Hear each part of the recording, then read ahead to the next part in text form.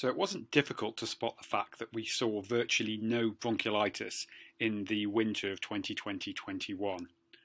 Why was that? Where did all these snotty infants go? Well, there were some hints.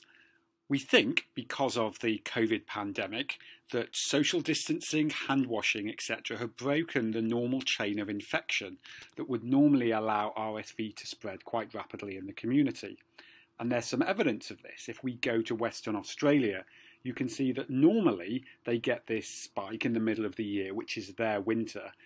But this year, they didn't get that spike. But as soon as they opened up out of their lockdown, you can see this red line surging with loads of bronchiolitics in Western Australia. And it's actually been quite scary.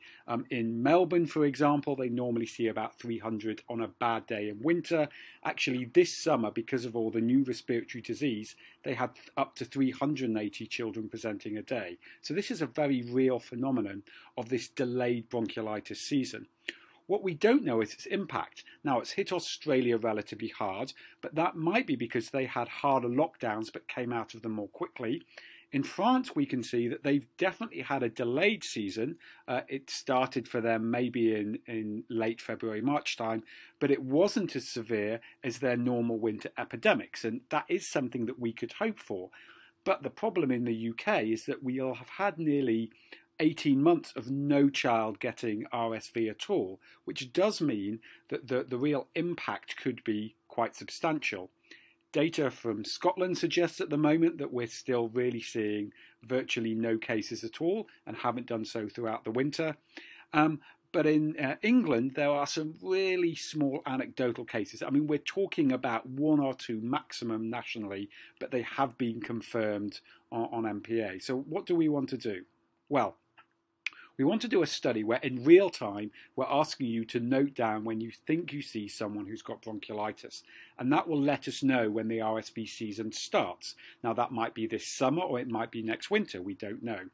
We want to understand whether there are going to be different patient groups. Early evidence from France and Australia suggests that RSV and its resulting bronchiolitis condition may go up to 2 years of age rather than 1 year. We want to understand how it spreads. We want to think about how we use when the wave starts to think about immunisation. And this may well inform kind of service provision, how we manage PICUs, how we look at elective procedures. So there's some really important stuff here. Now, this study is going through all its formal approvals, but for the moment, what I want you to do in the department is there's a sheet of paper. Just please note down any child under 2 years with a picture consistent with any viral lower respiratory tract infection. So not just a cold, they have to have some form of breathing difficulty, but that could be bronchiolitis, pneumonia, etc. If they've had a couple of presentations in the last year with wheeze, ignore them. We're not interested in recurrent viral wheeze. This is just a first presentation under 2 years with a viral lower respiratory tract infection. Just note their S number, age on the form, and we will do the rest until the formal study starts, and I'll give you more information.